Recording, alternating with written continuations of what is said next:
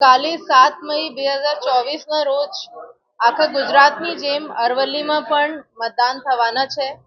આપણે આખા જિલ્લામાં 1047 મતદાન મથકો અને 3 મત વિભાગોમાં મોડાસા, ભિલોડા અને બાયડમાં મતદાન મથકો પર ચુસ્ત વ્યવસ્થા કરવામાં આવી છે. એમાં કાયદા વ્યવસ્થા ની દૃષ્ટિથી હોય કે હીટ વેવની દૃષ્ટિ, ઉનાળાની દૃષ્ટિથી બધા સગવડ કરવામાં આવી છે. મેડિકલ ટીમ છે, પાણીની વ્યવસ્થા છે, બેસવાની વ્યવસ્થા છે, શેડની વ્યવસ્થા છે, એ પણ કરવામાં આવી છે.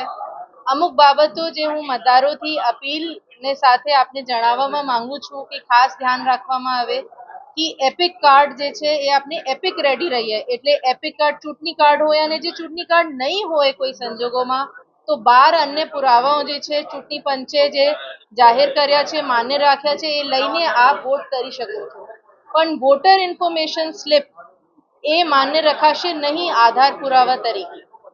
બીજું, મોબાઈલનું સખત પ્રતિબંધ છે. મોબાઈલ કોઈને પણ મતદાન મથકમાં એલાઉડ નથી.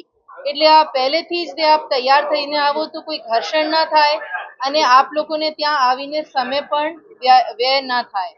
એના સિવાય વોટર અસિસ્ટન્સ બૂથ એટલે મતદાર માટે એક એમની સહાયતા માટે એક બૂથ અલગથી બહાર ઊભા કરવામાં આવ્યા છે, જેમાં BLO આપને મતદાર યાદી ટકાવારી મુજબ લઈને બેસશે. મારી આપથી અપીલ છે કે સમય બચાવવા માટે ત્યાંથી આપ આપનું મતદાન ક્રમાંક, નામ જોઈને અને અંદર જશો તો એ સમય પણ બચી શકે છે. અને ઉનાળાના સમયના લીધે આમ તો ચૂંટણી પંચે સમય વધાર્યું છે. સવારે 7 વાગ્યાથી સાંજે 6 વાગ્યા સુધી મતદાનના સમય છે. અને હું અરવલ્લીની જનતાને ફરીથી ખૂબ ભાવભરી અપીલ કરું છું કે આપ આવીને ખૂબ મોટી સંખ્યામાં મતદાન આપો અને આપણે જિલ્લાની મતદાનની ટકાવારી ખૂબ ઊંચી થાય અને આપણે જિલ્લાના નામ થાય, અમારા પ્રયાસો પૂરા થાય.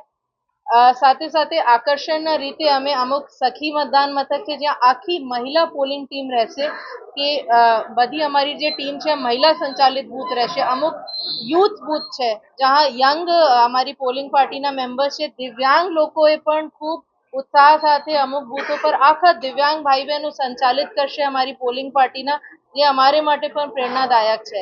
અને સાથે સાથે અમુક મોડલ બૂથ દરેક એસી દીઠ અમે રાખેલા છે, જેમાં ઇકો ફ્રેન્ડલી છે કે લોકશાહીની થીમ પર છે. અને હું આપને આમંત્રણ આપું છું કે આપ ત્યાં જઈને એક આકર્ષણના જે કેન્દ્ર છે ત્યાં આપ જો અને ત્યાં મતદાન કરીને આનંદ માણો અને અમારી આખી એક્સરસાઇઝ જે છે એ સફળ થાય. કાયદાના વ્યવસ્થાની દૃષ્ટિએ ખૂબ ચુસ્ત બંદોબસ્ત રાખવામાં આવ્યું છે.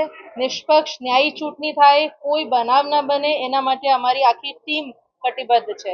ફરીથી આપથી 7 મઈ માટે હું અપીલ કરું છું. આપણે કાલે કોઈ ના કોઈ મતદાન મથક પર મળીએ એ હું આશા રાખું છું.